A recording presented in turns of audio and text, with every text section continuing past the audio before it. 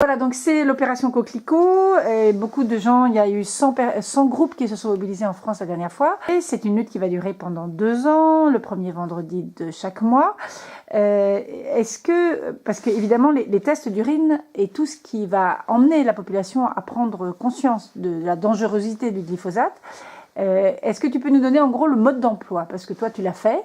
Est-ce que je peux par exemple aller à Biolore à Quimperlé, faire mon analyse d'urine comme je ferais n'importe quelle autre analyse? C'est possible? Eh bien non, ça n'est pas possible.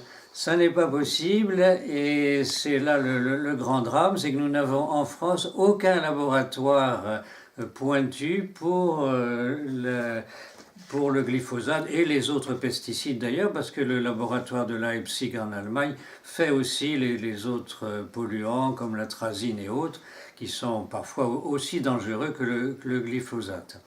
Alors, je pense qu'il n'y a qu'une poussée des citoyens, par exemple à partir du mouvement Coquelicot, pour demander à ce qu'ils viennent en France, s'établissent, se construisent un laboratoire français qui nous permette de ne pas avoir à courir en Allemagne pour faire ces analyses.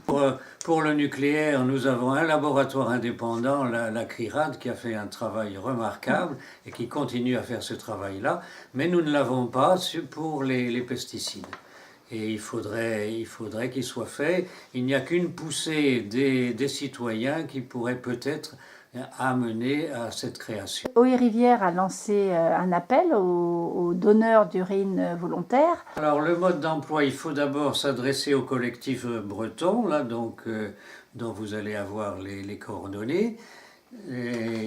Et là, c'est assez simple, donc on se rend à une date précise, un petit groupe d'une dizaine de personnes à la fois, et là c'est très sérieux parce que c'est en présence d'un huissier. C'est ce qui fait que c'est un peu plus cher, si vous voulez, de faire l'analyse avec le collectif que personnellement. Moi, je l'ai fait personnellement, c'était de l'ordre de 85 €. Là, ça va vous coûter un peu plus cher à cause de l'huissier. C'est de l'ordre de 135 €. Donc ça n'est pas donné, mais c'est très sérieux parce que là, il y a une base juridique. Ça arrive, quand il y a un nombre assez important, c'est de l'ordre d'une semaine. Une semaine, donc une semaine dans ta boîte aux lettres. Et voilà, ça vous revient. Ah oui, donc ça va vite. Et par mail peut-être aussi? Oui, c'est ça, on peut l'avoir aussi plus rapidement. D'accord. Oui, Donc ensuite, il y aura une campagne de communication qui parlera de... Et vous pensez, dans le groupe, puisque tu fais partie des militants qui ont entraîné ce mouvement-là, vous pensez que tout le monde va avoir du glyphosate dans ses urines? C'est pas Ah possible oui. autrement. En Allemagne, on a fait une analyse sur 9000 personnes. Il y a eu 99% qui avaient du glyphosate dans les urines.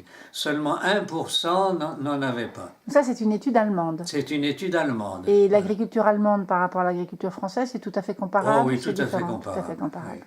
C'est des concentrations de porcherie, c'est des concentrations de maïs, Oui, c'est le même type de culture. peut-être même moins de maïs que nous, parce que donc c'est plus au nord. Hein. Donc je pense que pour nous, ça sera encore pire.